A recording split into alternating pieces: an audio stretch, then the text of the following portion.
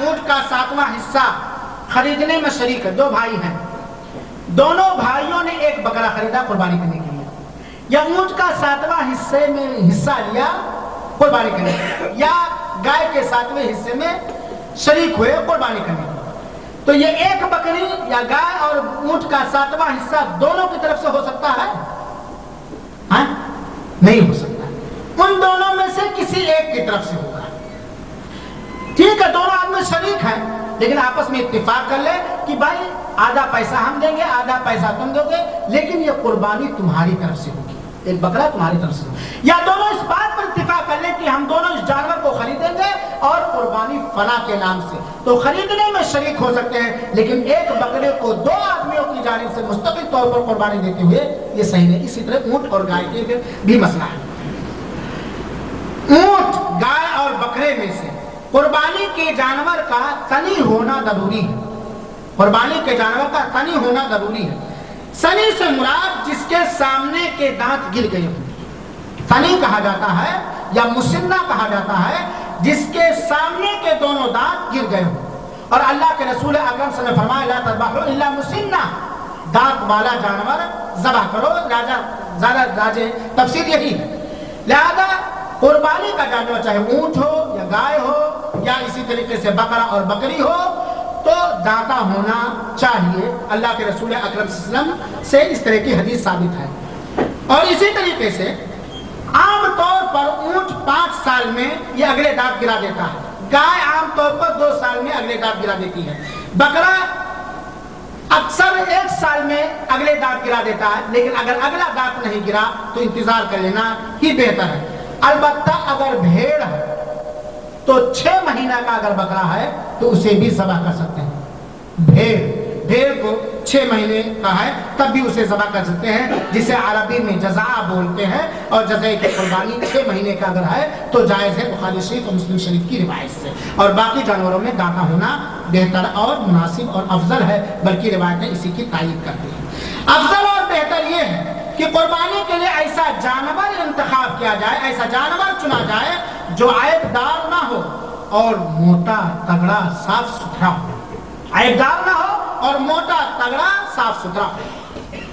وہ عیوب یا وہ کمیاں کہ اگر ان میں سے کوئی ایک کمی قربانی کے جانور میں پائی جائے تو اس جانور کی قربانی کرنا درست اور صحیح نہیں ہے. اللہ کے رسول اکرم صلی اللہ علیہ وسلم نے بیان فرمایا کہ الارجاء البین درعها والعوراء البین عورها والمریضة البین مرضها والعجفاء التي لا تنقی.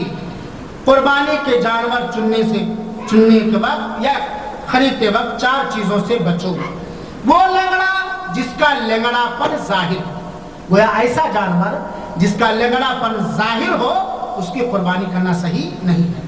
وہ اندھا جس کا اندھا پن ظاہر ہو, یعنی ظاہر ہو کہ یہ بکرا یا یہ گائے یا یہ اندھا ہے, اندھا پن ظاہر ہو, ایسے گائے یا بھیڑ یا بکری کی قربانی کرنا صحیح نہیں ہے. وہ بیمار جس کی بیماری ظاہر ہو اور وہ دبلا جس کا دبلا پن بالکل اس طرح ظاہر ہو کہ اس کی ہڈیوں میں گود نہ ہو, گودیاں نہ ہو اور وہ ریبر کے ساتھ چل بھی نہ سکے. تو ان 4 عیبوں سے ہمیں پرہیز کرنا چاہیے. اور اگر ان میں سے کوئی ایک عیب پایا گیا, لنگڑا پن ظاہر ہے, اندھا پن ظاہر ہے, یا اسی طریقے سے وہ اتنا دبلا ہے کہ دبلا پن ظاہر ہے, اس کی ہڈیوں میں گودے ہی نہیں ہیں, یا بیمار ہے, بیماری اس کی ظاہر ہے, تو ایسے جانوروں کی قربانی کرنا صحیح نہیں ہے. اسی طریقے سے اگر کسی جانور کا سینگ یا کان پھٹا ہے, یا جانور جس کا کان پھٹا ہے تھوڑا تھوڑا, یا جانور جس کا لنگڑا پن یا اندھا پن مکمل ظاہر نہیں لیکن ہے تھوڑا سا, تو یا ایسا دمبا جس کا دم کٹا ہوا تھوڑا یا زیادہ, یا وہ جانور جس کے دانت تھوڑے ٹوٹے ہوئے ہیں, یا یہ وہ جانور جس کے تھن کا اوپری حصہ کٹا ہوا ہے, ایسے جانوروں کی قربانی سے کرنے سے بھی بچنا ہی بہتر ہے. ویسے علماء نے کہا ہے کہ اگر اس طرح کی کمیاں پائی جائیں گی تو قربانی تو ہو جائے گی, لیکن بہتر ہے کہ ایسی کمیوں سے بھی آدمی اجتناب کرے. لہذا قربانی کے جانور میں اس طرح کی کمیوں سے ہمیں بچنا چاہیے. اسی طریقے سے اگر قربانی کے جانور کی تعین کے بعد قربانی کرنے والے قربانی کے جانور کو ہم نے نامزد کر دیا کہ اس کی ہمیں قربانی کرنی ہے, اور نامزد کرنے کے بعد قربانی کرنے والے کی طرف سے کوئی کمی یا عیب پیدا ہو گیا, نامزد کر دیا کہ یہ بکرا اس کو ہم قربانی کریں گے، نامزد کر دیا۔ اس کے بعد ہماری کمی کی وجہ سے کوئی اس کے اندر کمی آ گئی، تب ایسی صورت میں بے عیب جانور کو اس کے بدلے بدل کر یا خرید کر ہم قربانی کریں گے۔ اور اگر تعین کے بعد اس کے اندر فکس کر دیا، نامزدگی آ گئی، تو اس کے بارے میں بھی علماء نے یہ کہا ہے کہ اس کو بدل دینا چاہیے۔ نامزدگی سے پہلے اگر معمولی عیب ہے تو اس کے کرنے میں کوئی گنجائش نہیں ہے، لہذا بہتر یہ ہے کہ ان مصیبتوں سے بچنے کے لیے پہلے سے نامزد ہی نہ کریں، اور اگر نامزد کر رہے ہیں تو شریعت کا اس کے اندر خیال رکھیں۔ افضل اور بہتر یہ ہے کہ قربانی کے گوشت کا 3 حصہ کر لیا جائے۔ علماء نے یہ بات لکھی ہے کہ بہتر یہ ہے، ضروری نہیں ہے، واجب نہیں ہے، سنت نہیں ہے، بہتر ہے حالات و ظروف کے اعتبار سے، اور چند علماء نے باقاعدہ اس کو آیت سے بھی ثابت کیا ہے۔ افضل اور بہتر یہ ہے کہ قربانی کے جانور کے گوشت کو 3 حصوں میں کر لیا جائے، ایک حصہ خود کھانے کے لیے، ایک حصہ صدقہ کرنے کے لیے، اور ایک حصہ دوست و احباب رشتہ داروں کو ہدیہ اور تحفہ دینے کے لیے۔ جن علماء نے بات کہی ہے کہ قربانی کے جانور کے گوشت کو 3 حصوں میں کر لینا بہتر ہے، انہوں نے دلیل بنائی ہے بخاری شریف کی ایک روایت کو۔ اللہ کے رسول اکرم نے فرمایا، کلو واطعموا وادخروا، کھاؤ، کھلاؤ اور ذخیرہ اندوزی کرو، کھاؤ، کھلاؤ اور ذخیرہ اندوزی کرو۔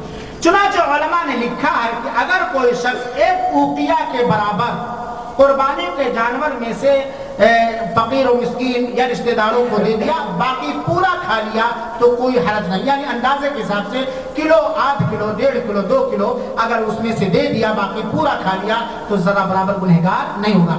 اور بعض علماء نے کہا کہ اگر کچھ بھی صدقہ تو خیرات نہیں کیا، کچھ بھی رشتہ داروں کو نہیں دیا، سب پورا کھا لیا، تو بہتر ہے کہ 1 کلو 2 کلو خرید کر کے وہ صدقہ تو خیرات کر دے۔ یہ علماء کی رائے ہے۔ اگر کوئی شخص قربانی کا جانور ذبح کرنے کے بعد پورا صدقہ پورا بانٹ دے تو یہ بھی جائز ہے، لیکن افضل یہ ہے کہ خود بھی کھائے۔ اگر پورا بانٹ دے تو جائز ہے، کوئی حرام کام نہیں، لیکن بہتر یہ ہے کہ خود بھی اس میں سے کھائے، چاہے تھوڑا تھوڑا ہی کھائے، کیونکہ اللہ کے رسول اکرم صلی اللہ علیہ وسلم کا وطیرہ اور طریقہ یہی رہا، اللہ کے رسول اکرم صلی اللہ علیہ وسلم اپنے قربانی کے جانور میں سے کھائے بھی تھے۔ لہذا بہتر یہ کہ آدمی دوست احباب کو بھی دے، غریب و مسکین کو بھی دے، رشتہ داروں کو بھی دے، خود کھائے، اور ضرورت کے حساب سے جتنے دن رکھنا چاہتا ہے وہ رکھ بھی سکتا ہے۔ البتہ قربانی کے گوشت کو بیچنا جائز نہیں، قربانی کے گوشت کو بیچنا جائز نہیں۔ جو آدمی قربانی کر رہا ہے اپنے قربانی کے جانور کے گوشت کو نہ بیچے، اور نہ ہی اس کو مزدوری میں دے کہ یہ جانور پال رہا تھا لہذا مزدوری میں دے دیں گے، جانور کو لایا تھا لہذا مزدوری میں دے دیں گے، جانور کی کھال نکالا ہے، چرم نکالا لہذا ہم مزدوری میں دیں گے، نہیں۔ قربانی کے جانور کے گوشت کو نہ ہم بیچیں گے اور نہ اسے کسی اجرت میں ہم دیں گے، چاہے وہ چمڑا نکالنے والا ہو یا پالنے والا ہو یا دیکھ ریکھ کرنے والا ہو۔ البتہ یہاں ایک مسئلہ اور وضاحت کر دوں، فتاوی لجنہ دائمہ جلد 11 صفحہ 424 اور طبع 1422 کے حوالے سے میں ایک فتویٰ نقل کر رہا ہوں، کافر کو قربانی کا گوشت بطور تحفہ دینا جائز ہے۔ البتہ اگر کوئی ایسا کافر ہو جو مسلمانوں سے جنگ کر رہا ہو، جنگ کرنے والا ہو، تو اسے نہیں دیا جائے گا۔ دلیل دی گئی ہے کہ نبی کریم صلی اللہ علیہ وسلم نے اسماء بنت ابو بکر کو اپنی امی کے ساتھ صلہ رحمی کرنے کا حکم دیا تھا، اور اس میں ایک کافر کو دیا گیا تھا۔ تو اس روایت کی بنیاد پر علماء کرام کا فتویٰ یہ ہے کہ اگر کافر حربی نہ ہو تو اس کو تحفے کے طور پر قربانی کا گوشت دینا جائز ہے۔ اسی طریقے سے جب انسان قربانی کرنے کا ارادہ کرے، جو انسان قربانی کرنے کا ارادہ کرے، چاہے اپنی طرف سے یا کسی اور کی طرف سے، وہ ذی الحجہ کی پہلی تاریخ یا ذی الحجہ کے چاند نکلنے کے بعد سے لے کر کے اس وقت تک اپنے بال، ناخن، چمڑے نہ کاٹے جب تک کہ وہ قربانی نہ کر لے۔ سمجھ؟ اللہ کے رسول اکرم سے فرمایا، اذا رأيتم هلال ذی الحجہ واراد احدکم ان یضحی فلیمسک عن شعره واظفارہ، جب تم ذی الحجہ کا چاند دیکھ لو चांद देख लो, और तुम में से कोई कुर्बानी करना चाहे तो अपना बाल, नाखून, चमड़े काटने से रुक जाए, और एक रिवायत में है कि अपने बाल और चमड़े में से कुछ न छुए। ये मुस्लिम शरीफ की रिवायत है। लिहाजा जो शख्स कुर्बानी करने का इरादा करे, चाहे अपनी तरफ से या किसी और की तरफ से, कुर्बानी करने वाला अपने ज़िलहिज्जा के बाद, चांद निकलने के बाद से उस वक्त जब तक कि कुर्बानी का जानवर ज़बह न करे, अपने बाल ना काटे, नाखून ना काटे, चमड़े ना काटे, और ऐसा करना हराम है। हाँ, अगर कोई उज़्र शरई पेश आ गई तो दूसरी बात, लेकिन अगर किसी ने जानने के बावजूद काट लिया तो उस पर कोई कफ़ारा या फिदिया नहीं। उसने एक हराम का इर्तिकाब किया, वो तौबा करेगा, लेकिन उस पर कोई जुर्माना और फिदिया या कफ़ारा नहीं है। इसी तरह उलमा ने कहा है कि बेहतर है, उलमा ने बात कही है कि बेहतर है कि जिस आदमी की नाम से कुर्बानी हो वो भी ना काटे तो बेहतर। जैसे मैं कुर्बानी कर रहा हूं अपने वालिद की तरफ से, तो मैं तो ना काटूं। उलमा ने कहा है कि वालिद भी ना काटें तो बेहतर है, लेकिन उनके लिए कोई जरूरी नहीं। अलबत्ता कुर्बानी करने का जो इरादा करे उसके लिए ऐसा करना हराम और नाजायज है, लेकिन अगर उसने कर लिया तो गुनहगार होगा, तौबा करेगा, उस पर कोई कफ़ारा नहीं। अगर कोई ऐसा शख्स जिसके लिए कुर्बानी की वजह से बाल, नाखून और चमड़ा काटना मना है और काट लिया तो उस पर किसी तरह का फिदिया नहीं। कुर्बानी के अहम मसाइल में से एक अहम मसला और सुन लीजिए, जो अक्सर लोग इसके बारे में पूछते हैं कि क्या खसी किए हुए बकरे की कुर्बानी करना जायज है या नहीं। खसी क्या हो जानते हैं ना, एक मादा होता है जिसको निकाल करके उसकी मर्दानगी खत्म कर दी जाती है, और मकसद होता है ताकि उसका गोश्त अच्छा है। खसी किए हुए जानवर की कुर्बानी करना बिला शुबह शुबहा जायज और हलाल। दलील क्या है? दलील है आयशा रज़ी अल्लाह तआला अन्हा से मरवी है, वो फरमाती हैं कि रसूल अकरम सल्लल्लाहु अलैहि वसल्लम ने जब कुर्बानी करने का इरादा फरमाते तो दो मोटे चितकबरे सींगदार खसी किए हुए बड़े मेंढे खरीदते। क्या? खसी किए हुए, जो मसला चला, बड़े मेंढे खरीदते, तो उनमें से एक अपनी उम्मत उन लोगों की तरफ से ज़बह फरमाते जिन लोगों ने अल्लाह की तौहीद और आपके लिए तबलीग दीन की शहादत दी, और दूसरे मोहम्मद और आले मोहम्मद की तरफ से ज़बह करते। ये सुनने इब्ने माजा की सही तरीन रिवायत है। लिहाजा खसी किए हुए कुर्बानी, बकरे की कुर्बानी जायज़ है, और इसलिए जायज़ है कि अल्लाह के रसूल अकरम सल्लल्लाहु अलैहि वसल्लम ने किया है, बल्कि ऐसा बकरा गोश्त के एतबार से, खाने के एतबार से ज्यादा बेहतर है। इसी तरीके से कुर्बानी का चमड़ा खुद इस्तेमाल कोई करना चाहे तो इस्तेमाल कर सकता है। खुद जूते बना लिया, मुसल्ला बना लिया, फर्श बना लिया, इसमें कोई हर्ज नहीं। लेकिन उसको बेचकर उसकी कीमत खा लेना ये दुरुस्त नहीं।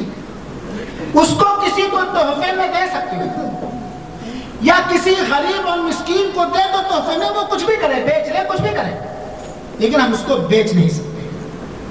जिसने कुर्बानी किया वो बेच नहीं सकता है, उसको अपने इस्तेमाल में इस्तेमाल कर सकता है। मुसल्ला बना लिया, गाड़ी की सीट बना लिया, कुछ भी बना लिया, अपने इस्तेमाल में कर सकता है। कैसे भाई? गोश्त अपने इस्तेमाल में इस्तेमाल कर सकते हो कि नहीं कर सकते हो? गोश्त, कुर्बानी का गोश्त खुद खा सकते हो कि नहीं खा सकते हो? तो कुर्बानी का चमड़ा भी खुद इस्तेमाल कर सकते हो। अलबत्ता जिस तरह कुर्बानी का गोश्त नहीं बेच सकते, उजरत में नहीं दे सकते, ऐसे कुर्बानी के चमड़े को भी बेच नहीं सकते, उजरत में नहीं दे सकते। वो किसी गरीब और मिस्कीन को दे दो, वो चाहे बेच ले या कुछ भी करे, या खुद इस्तेमाल करे।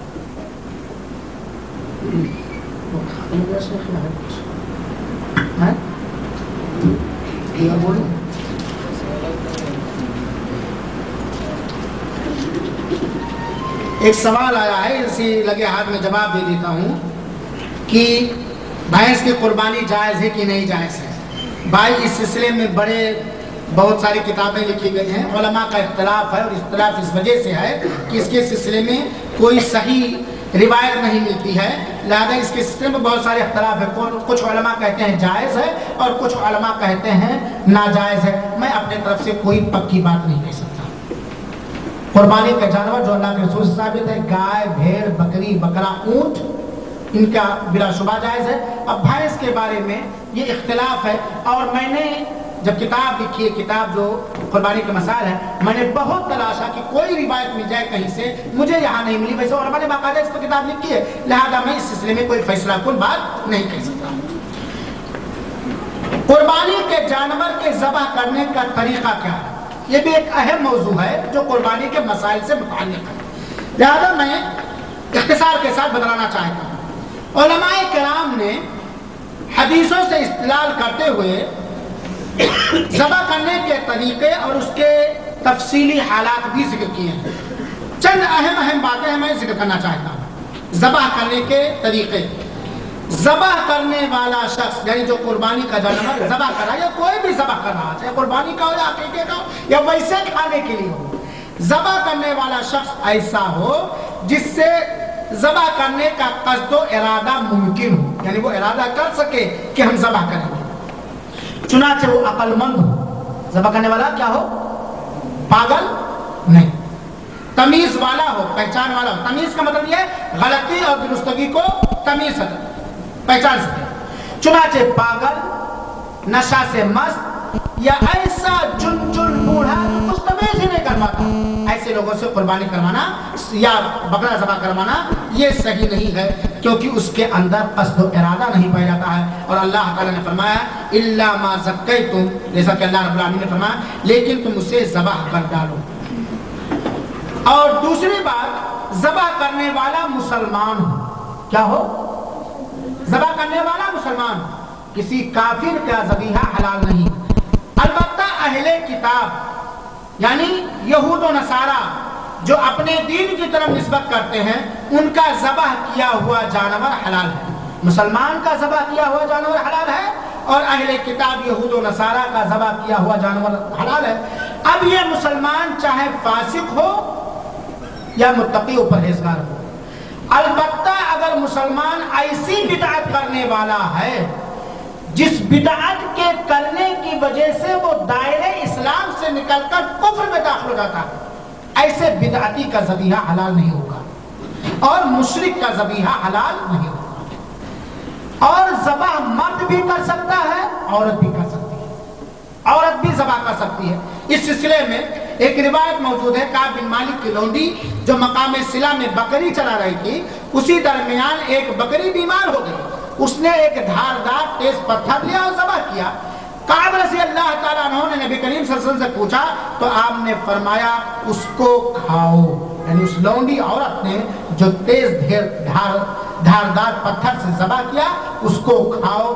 یہ متفق علیہ روایت ہے، بخاری مسلم۔ لہذا عورت بھی ذبح کر سکتی ہے، جس سے مرد ذبح کر سکتا ہے اور عورت بھی ذبح کر سکتی ہے، لیکن کیا کریں گے؟ گھروں میں بٹھا کر کے اور بزدل والی چیزیں سکھا کر کے ہم نے اپنی عورتوں کو اللہ کی نافرمانی میں تو دلیر اور بہادر کر دیا، اللہ کی فرما برداری میں بزدل اور کمزور بنا دیا۔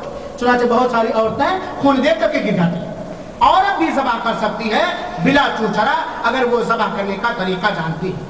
اہل کتاب یہود و نصارہ کا ذبیحہ حلال ہے جیسا کہ بات کہی گئی ہے، اس کی دلیل قرآن سے بھی ہے اور سنت رسول سے بھی ہے۔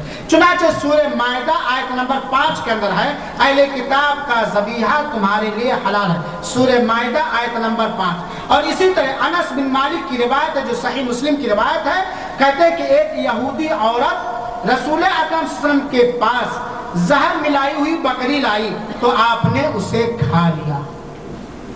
کس نے کون لائی تھی؟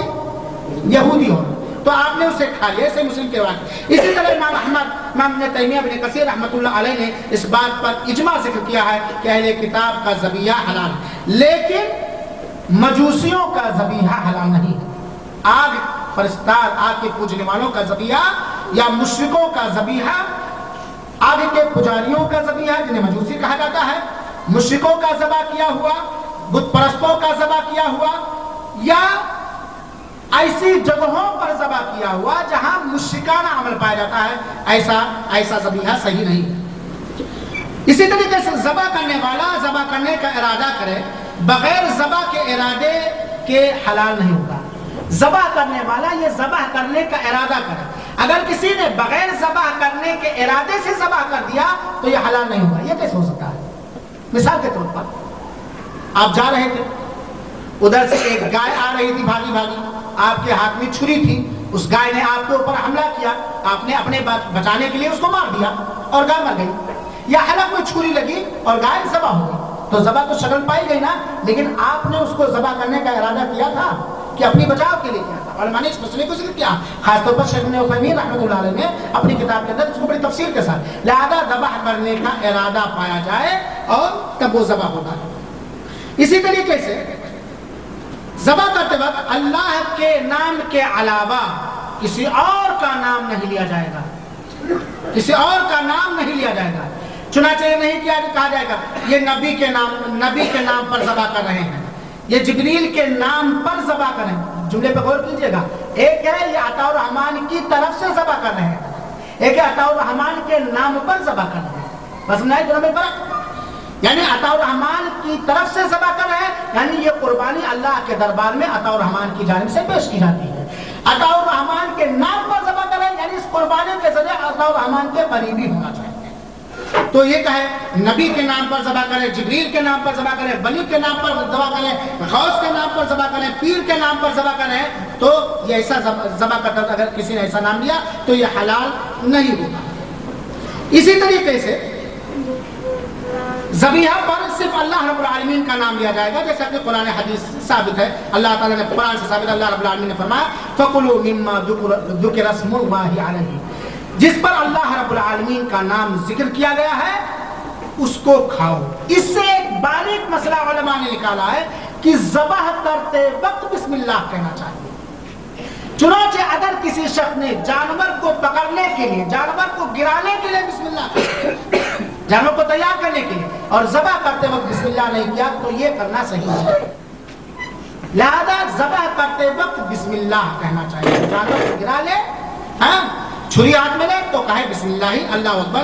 ذبح کرتے وقت اللہ کا نام لینا چاہیے اور زیادہ فاصلہ نہیں ہونا چاہیے. اسی طریقے سے ذبح ایسی دھاردار چیز سے کیا جائے جو خون بہا دے, ایسی دھاردار چیز سے کیا جائے جو خون بہا دے, جیسے لوہا ہے, چھری ہے, دھاردار پتھر ہے, دھاردار لکڑی ہے, شیشہ ہے.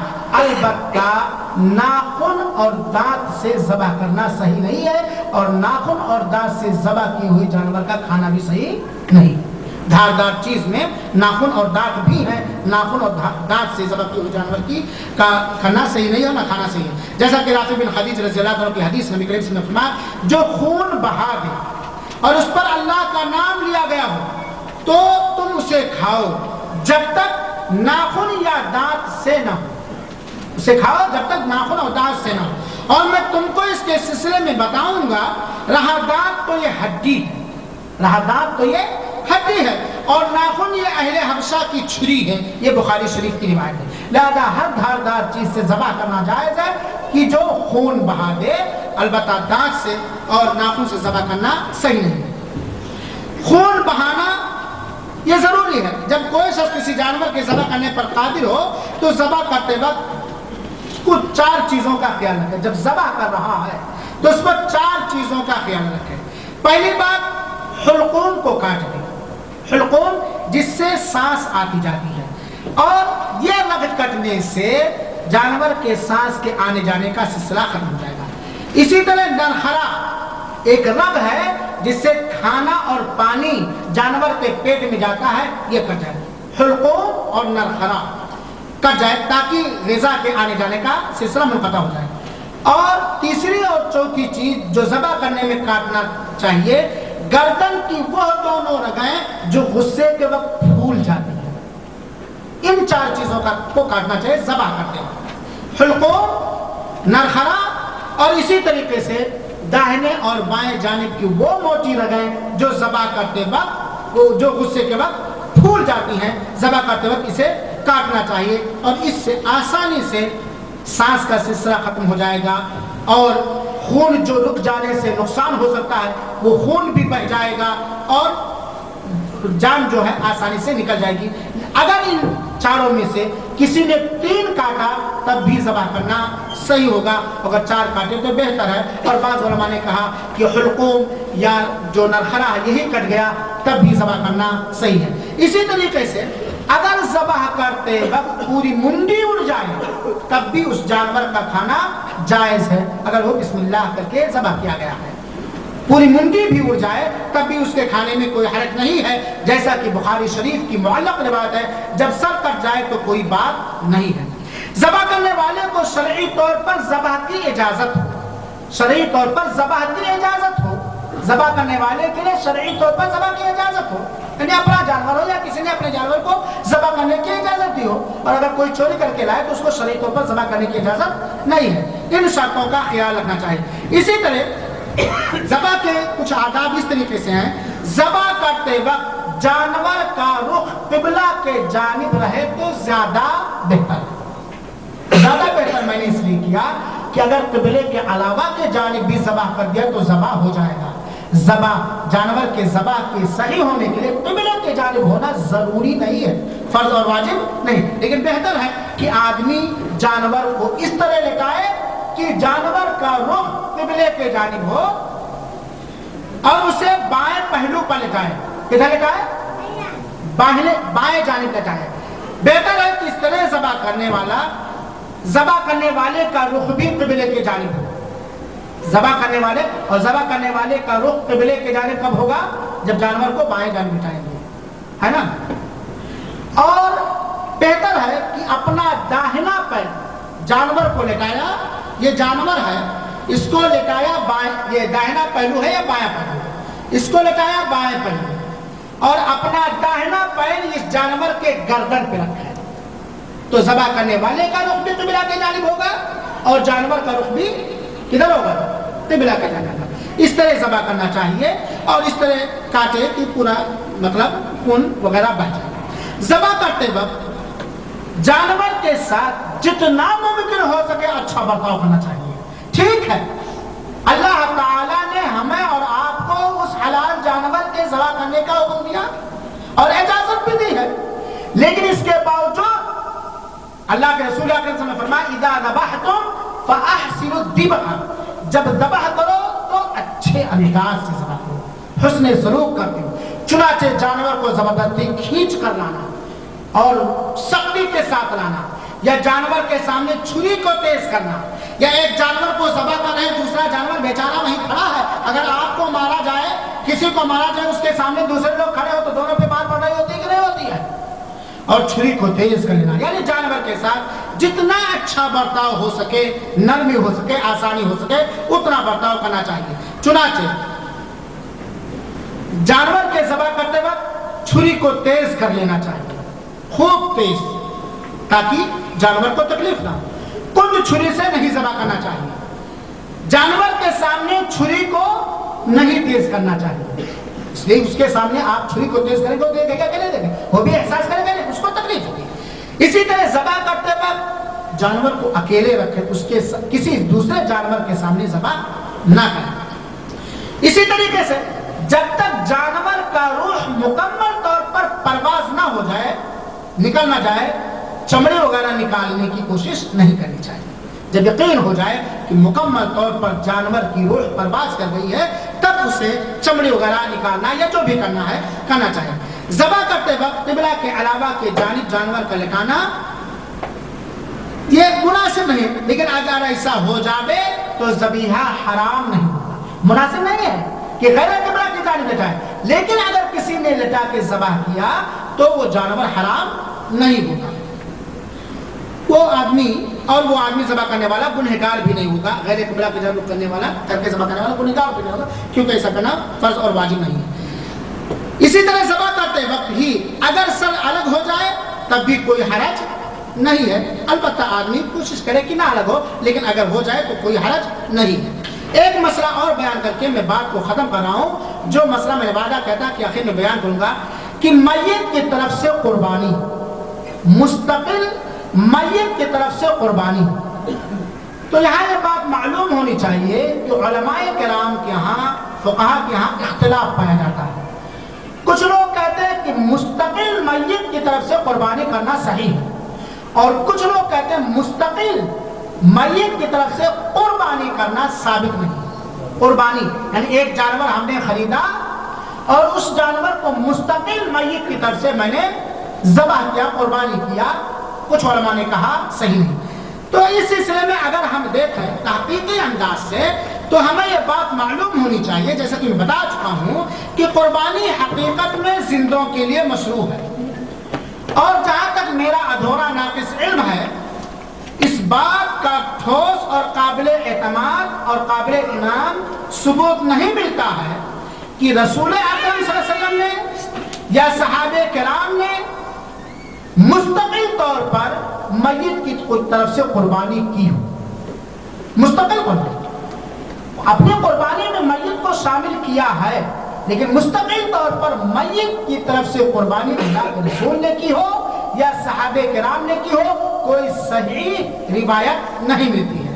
جبکہ آپ صلی اللہ علیہ وسلم کی زندگی ہی میں آپ کے اولاد کا بھی انتقال ہوا ہے، آپ کی بیوی خدیجہ کا انتقال ہوا ہے، آپ کے قریبی رشتہ داروں کا انتقال ہوا ہے، اور آپ نے اپنی پوری زندگی میں ان میں سے کسی کی طرف سے بھی مستقل قربانی نہیں کی ہے۔ چنانچہ حمزہ رضی اللہ عنہ شہید کیے گئے، خدیجہ کا انتقال ہوا، زینب بنت خزیمہ، آپ کی بیٹیاں ام کلثوم وفات پائیں، زینب رقیہ، اور آپ کے بیٹے عبداللہ قاسم، یعنی کسی کی طرف سے اللہ کے رسول اکرم صلی اللہ علیہ وسلم نے مستقل قربانی نہیں کی۔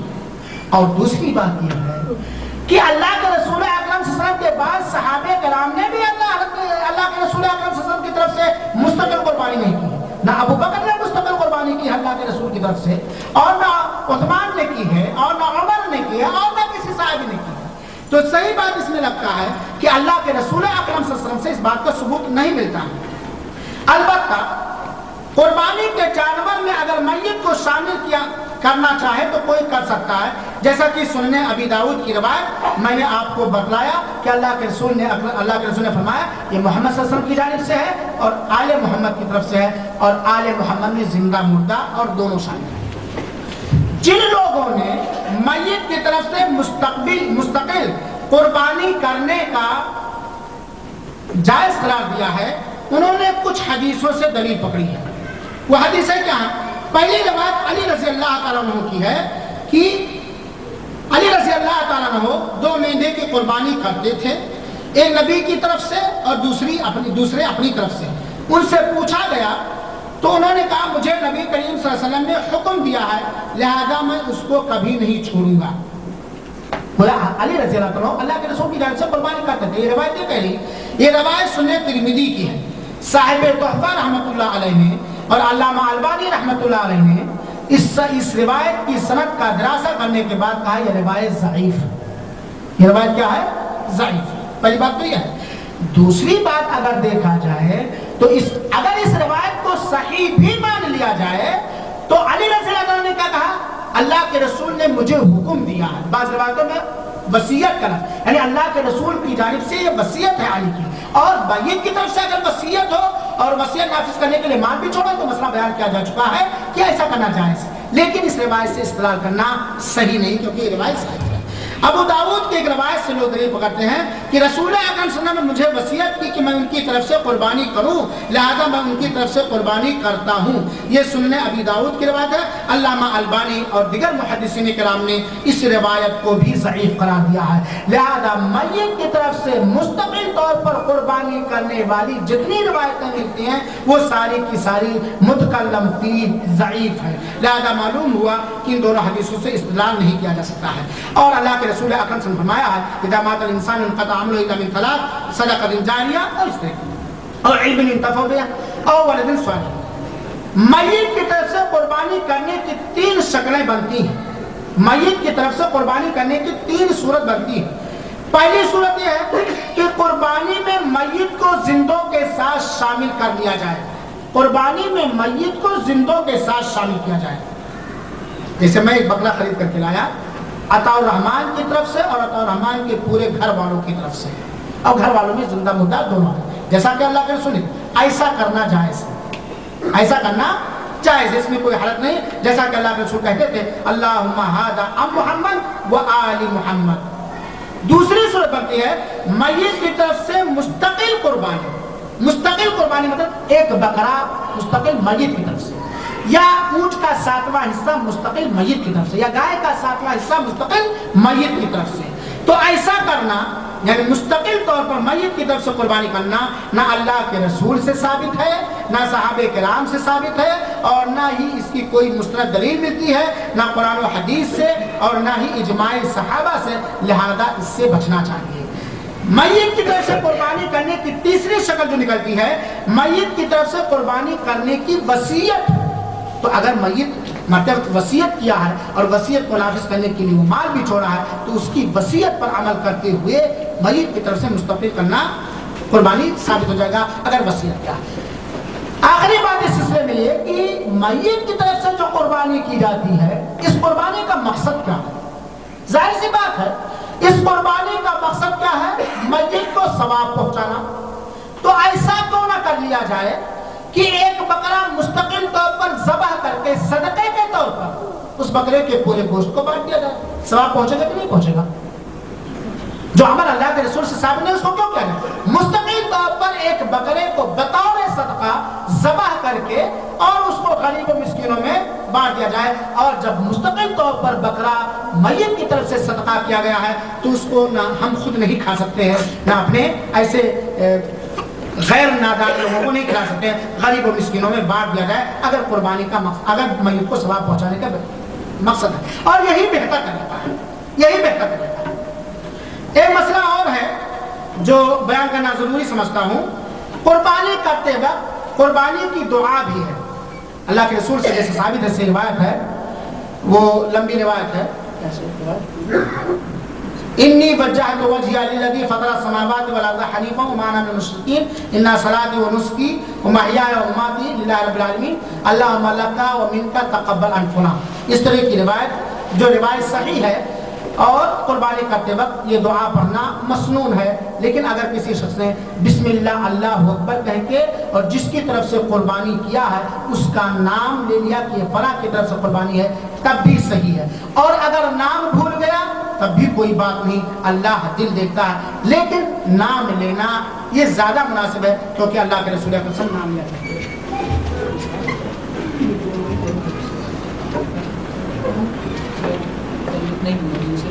ये कुर्बानी के ताल्लुक से चंद अपने हिसाब से चंद मुफीद बातें मैंने रखी। अल्लाह रब्बुल आलमीन से दुआ है कि अल्लाह ताला इससे हमें खुद फ़ायदा पहुँचाए और दूसरों को भी फ़ायदा पहुँचाए, और हम सबको मुख्तलिफ अंदाज से कुर्बानियाँ पेश करने की तौफीक अता फरमाए। अगर कोई भाई कुर्बानी के मसाइल पर किताब चाहता है, जो पूरी तकरीर मैंने इस किताब से किया है कुछ काट छाट करके, वो रफ़ी साहब से खरीद सकता है। रफ़ी साहब के पास यह है कुर्बानी के मुख्तसर अहकाम व आदाब, वो रफ़ी अहमद के पास किताबें हैं, 20-25 किताबें, कोई लेना चाहे तो उसकी कीमत दे के ले सकता है। तो जज़ाकुमुल्लाह खैर।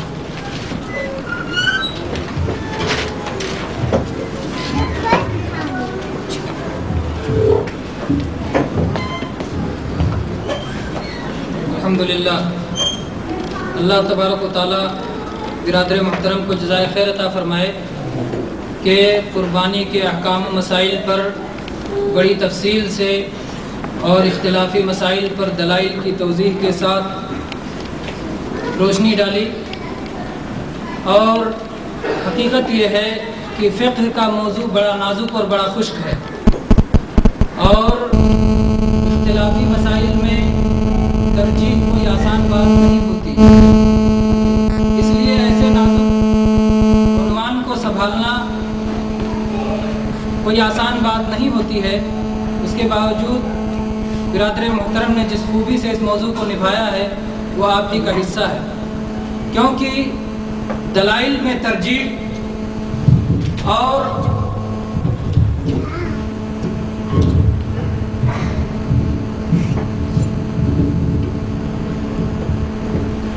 दलाइल में तरजीह से अच्छे परेशान हो जाते हैं। मिसाल के तौर पर जब ये हदीस सामने आती है कि जो शख्स ताकत के बावजूद कुर्बानी ना करे वो ईदगाह ना आए, फौरन दिल में ख्याल आता है कि इतनी सख्त ताकीद के बावजूद वाजिब क्यों नहीं है?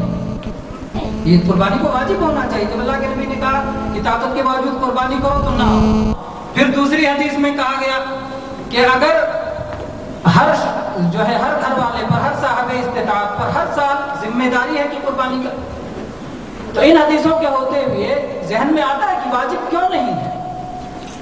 तो उसकी वजह है کیونکہ سارے دلائل کو اہل علم اکٹھا کرتے ہیں اور اس کے بعد وہ کوئی فیصلہ کرتے ہیں۔ اللہ کے نبی صلی اللہ علیہ وسلم نے فرمایا کہ جو شخص قربانی کا ارادہ کرے تو قربانی کا چاند دیکھنے کے بعد ناخن اور بال نہ کاٹے۔ تو اگر قربانی واجب ہوتی تو آپ اختیار کیوں دیتے کہ جو ارادہ کرے، جو کرنا چاہے قربانی وہ ناخن بال نہ کاٹے؟ آپ یہ کہتے کہ جس پر قربانی ضروری ہے وہ نہ کاٹے۔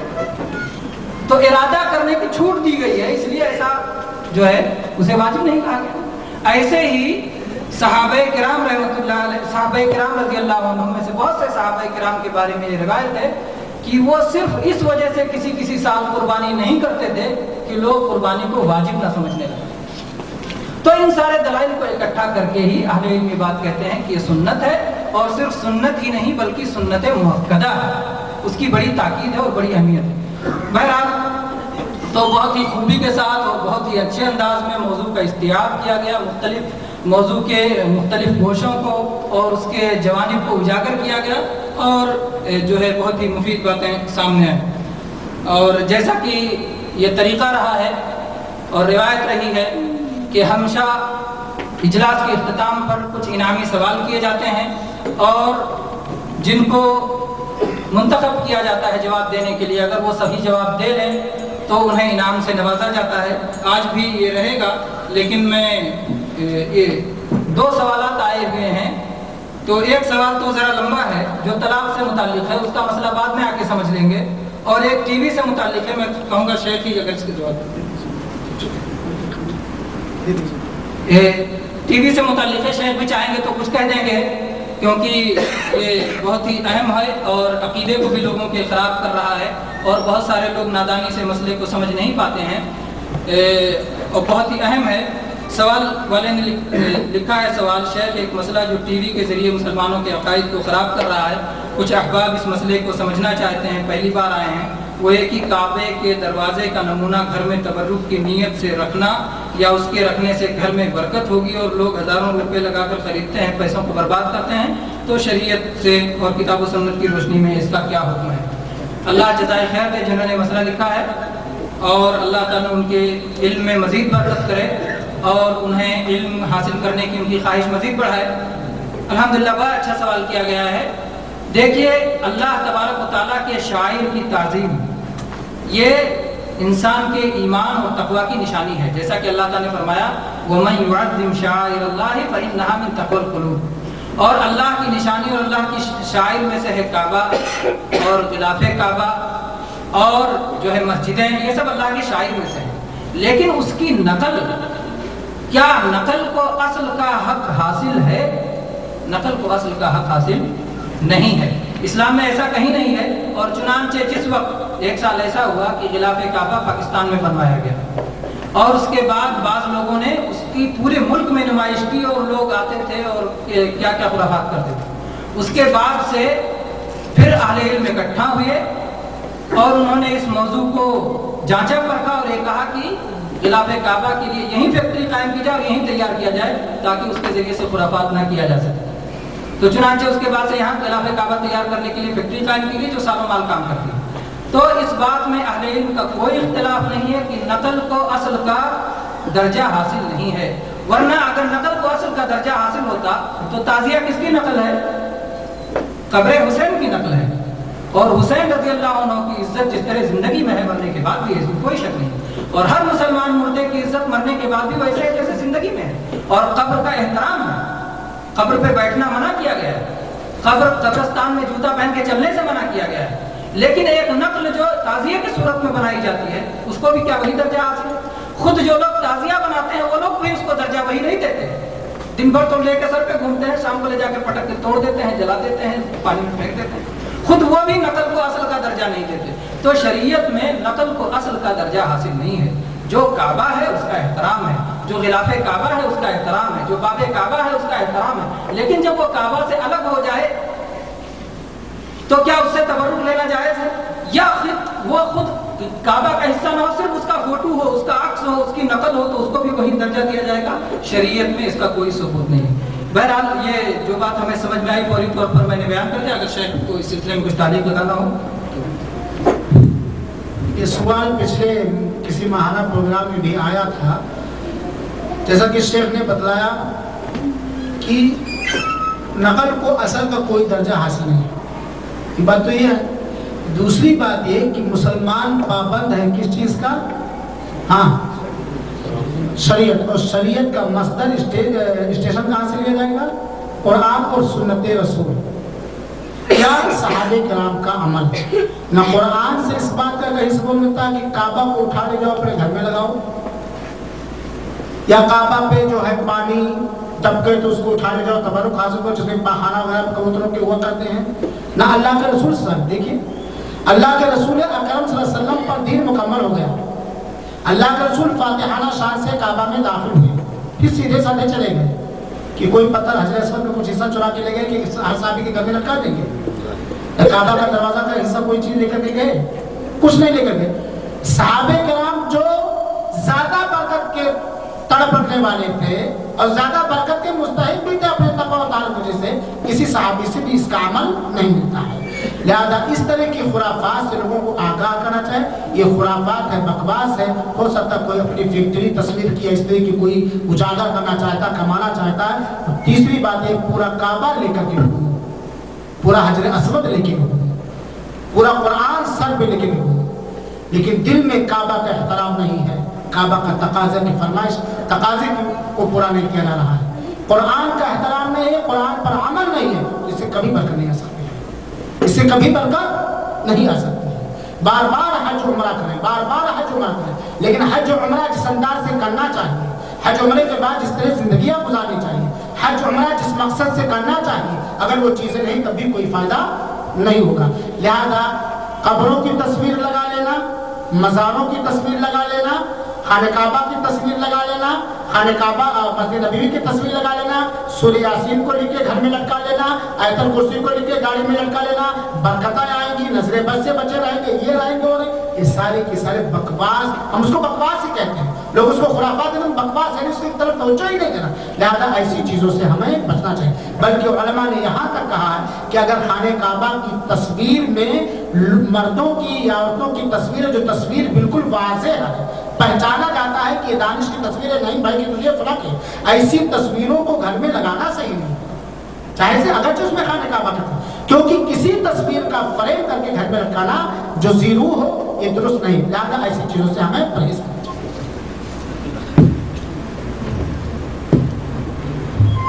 جزاک اللہ خیر. میرے بھائی اس میں جہاں تک تبرک کا مسئلہ ہے تو تبرکات کے سلسلے میں شاید اس سے پہلے بھی ایک بار بہت تفصیل سے گفتگو ہو چکی ہے. کوئی کسی چیز میں برکت ہونا کہاں سے آئے گا؟ جیسے مولانا بتایا کہ اللہ رسول سے ثابت ہو تبھی اس میں برکت کا تصور کیا جائے گا. اور اللہ کی نافرمانی کر کے آپ چاہیں کہ اللہ کا رزق حاصل کریں تو یہ صحیح نہیں ہے. اللہ کا رزق اللہ کی نافرمانی سے نہیں ملے گا. اللہ تعالیٰ کو یہ بات نہیں پسند ہے کہ کعبہ کی نقل کو اپنے گھروں میں لگایا جائے یا تعویذ کے طور پر اسے لٹکایا جائے. جب قرآنی آیت کو تعویذ کے طور پر لٹکانا یا برکت کے لیے لٹکانا گھروں میں درست نہیں ہے تو ایک تصویر کو لٹکانا کہاں سے جائز ہو سکتا ہے؟ اور یہ بات بھی سوچنے کی ہے کہ اگر تصویر کعبہ کی بنانا چاہتے تو کیا صحابہ کرام کے زمانے میں نہیں بنا سکتے تھے؟ اس وقت تصویریں بنائی جاتی تھیں، پتھر کو تراشا جاتا تھا، ممکن تھا، بنا سکتے تھے.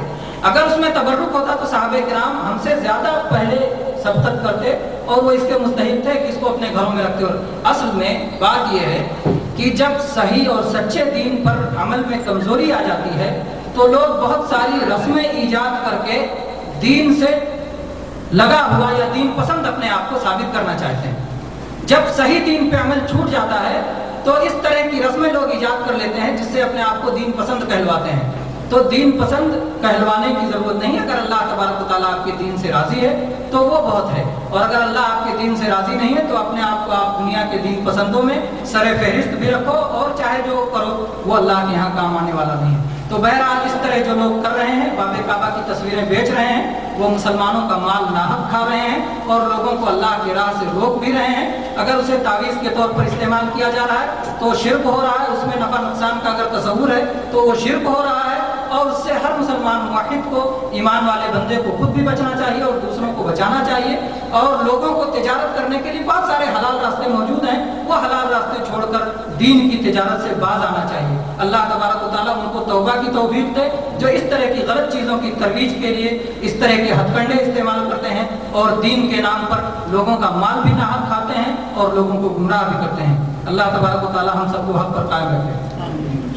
بہرحال انعامی سوالات کا سلسلہ شروع کیا جا رہا ہے. پہلا سوال ہے مختلف قسم کی جسمانی و مالی عبادت مشروع ہونے کا مقصد کیا ہے؟ سوال ہے مختلف قسم کی جسمانی اور مالی عبادت کے مشروع ہونے کا کیا مقصد ہے؟ شروع میں یہ بیان کیا گیا. ہاں چلیے ایک ہاتھ اٹھا دو, 3, ہاں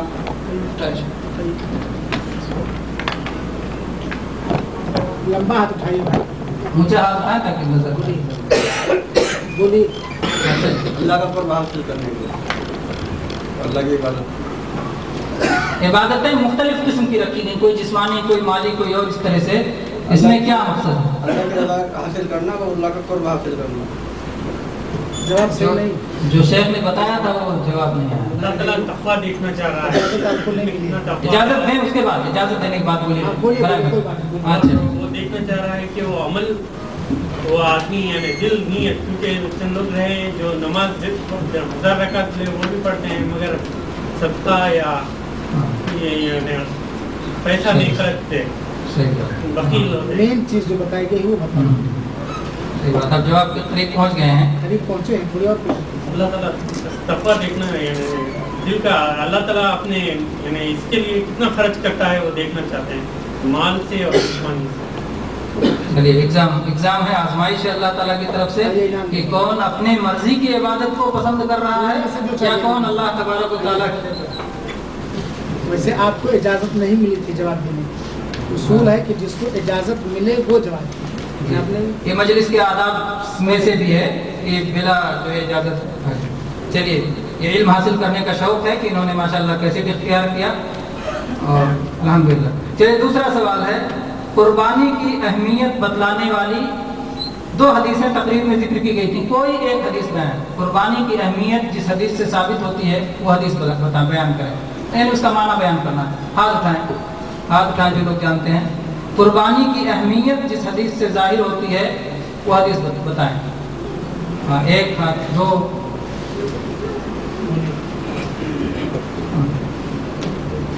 حضرت ابو ہریرہ رضی اللہ تعالیٰ عنہ سے مروی ہے اللہ کے رسول صلی اللہ علیہ وسلم نے فرمایا قربانی کی طاقت جو شخص رکھتا ہے پھر بھی وہ قربانی نہیں کرتا تو ہماری عیدگاہ میں لا. یہ ابن ماجہ کی روایت ہے. یہ ان کا شوق ہے کہ چیزیں نوٹ کرتے رہتے ہیں اور اس کے بعد جواب دیتے ہیں. اللہ ان کے علم میں مزید برکت عطا کرے. تیسرا سوال ہے قربانی کی فضیلت میں کوئی ایک حدیث بیان کیجیے. قربانی کی فضیلت میں کوئی ایک حدیث بیان کیجیے. ہاتھ اٹھائیں جو بیان کر سکتے. ہاتھ اٹھائیں, قربانی کی فضیلت میں کوئی ایک حدیث. ایک ہاتھ اٹھائیں. چلیے بولیے. قربانی کی فضیلت میں کوئی حدیث نہیں ہے. قربانی کی فضیلت میں کوئی صحیح حدیث نہیں ہے. ہاں آئیے, یہی جواب ہے, یہ جواب صحیح ہے. قربانی کی فضیلت میں کوئی حدیث صحیح نہیں ہے. جو چاہیں آپ نے. وہی میں کہہ رہا تھا کہ لوگ کیوں ہاتھ نہیں اٹھا رہے ہیں, جانتے نہیں ہیں یا یہ جانتے ہیں کہ صحیح نہیں اس لیے بیان نہیں کرنا چاہتے. چلیے چوتھا سوال ہے قربانی کے جانور کو وضو کرانا اور ذبح کے لیے خود وضو کرنا کیسا ہے؟ ہاں جواب دیجیے. وضو کرانا اور خود وضو کرنا بھی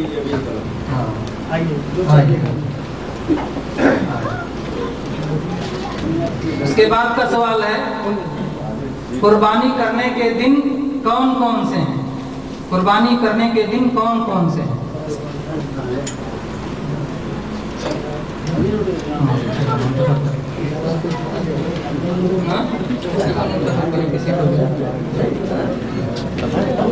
قربانی کرنے کے دن کون کون سے ہیں؟ چلیے آپ بولیے. پیچھے والے. ہاں 10, 11, 12, 13. 10, 11, 12, 13. آئیے جو چاہیے لیجیے. آئیے نا عید کی نماز پڑھنے جائیے تو لگا دیجیے.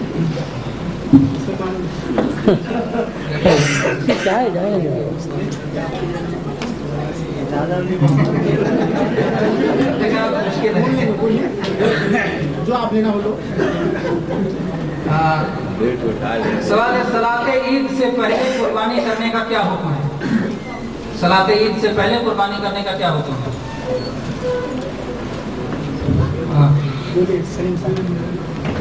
جس نے اگر صلاۃ عید سے پہلے قربانی کی ہے تو وہ دوبارہ قربانی کرے. یہ صحیح نہیں اس ہے. کی قربانی صحیح لگا ہے جواب. قربانی کے جانور میں کون کون سے اعضا کھانا حلال نہیں ہے؟ قربانی کے جانور میں سے کون کون سا عضو کھانا حلال نہیں ہے؟ 1 2 بہت سے لوگ آتے ہیں. قربانی کے جانور میں سے کون کون سے اعضا کھانا حلال نہیں ہے؟ اے بیٹا تم بولو کون جواب دیا. ہاں بولو کون جواب دیا. اسے تو کھڑے ہو جاؤ. اسے تو کھڑے ہو جاؤ. ہاتھ اٹھائے جس کو چاہو کہو وہ جواب دے. کون جواب دیا؟ اپنے آگے بڑھ جاؤ. نہیں اسٹیپ نہیں آئے. آگے بڑھ جاؤ. کرسی گر جائے. ہاں چل. قربانی کا جانور کا ہر چیز کھانا جائز ہے. یعنی اس کا گوشت بھی, اس کی کچونی بھی, یا اس کا کوئی بھی چمڑا بھی آئیے. ہاں چمڑا تو نہیں, کام کا چمڑا جلا کے کھاتے ہیں نا بچے. آئیے پیر میں جلانا تو چمڑا بھی ہو جاتا ہے. کھا سکتے ہیں. ہاں قربانی کے جانور چلیے یہ اب سے بڑا سوال ہے اور شاید نام بھی بڑا ہے. وہ کون سے 4 عیوب ہیں جن سے عیب دار جانور کی قربانی سے حدیث میں منع کیا گیا ہے؟ وہ کون سے 4 عیوب ہیں جن سے عیب دار 4 عیب ایک ہی حدیث میں بتایا گیا ہے. جگہ بتاؤ کون جواب دے. دیکھ کے بتاؤ کون جواب.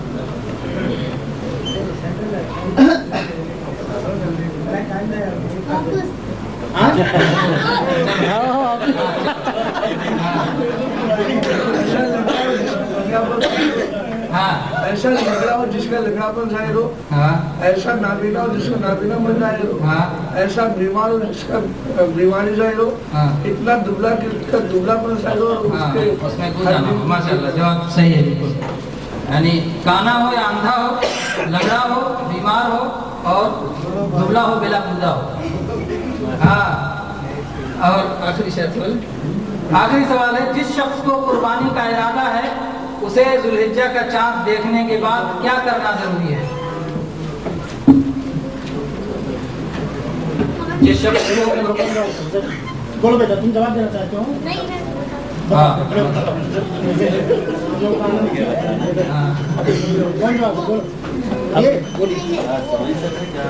اپنے ابا ہی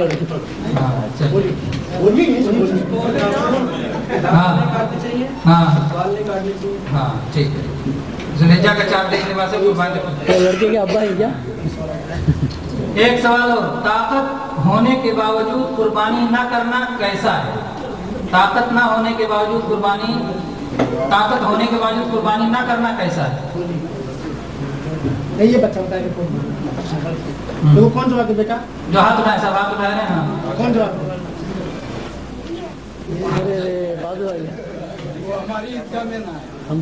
ہاں نہیں, سوال ہے کہ طاقت ہونے کے باوجود قربانی نہ کرنا کیسا ہے, یعنی اس کا کیا حکم ہے شریعت میں؟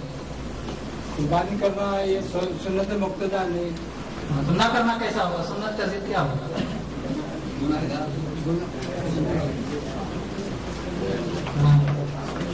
نہ کرنا الٹ دیا نا اسی کو. مستحب کا الٹا کیا ہے بول دیجیے. غیر مستحب.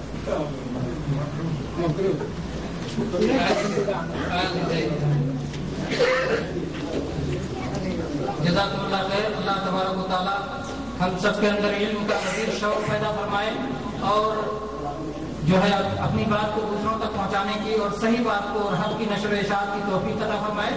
انہی باتوں کے ساتھ پروگرام کے اختتام کا اعلان کیا جاتا ہے. کھانا تیار ہے, کھانا کھا کر کے ہی تشریف لے جائیں. اور کل جمعہ کو 4 بجے کے بعد میچ ہے مدرسہ جمعہ جالیات میں. کھیل ہے, کھیل کا پروگرام ہے. خود بھی آئیں, اپنے دوستوں کو بھی لائیں, کسی کو بھی لے کر کے آئیں, میچ میں حصہ لیں, شریک ہوں.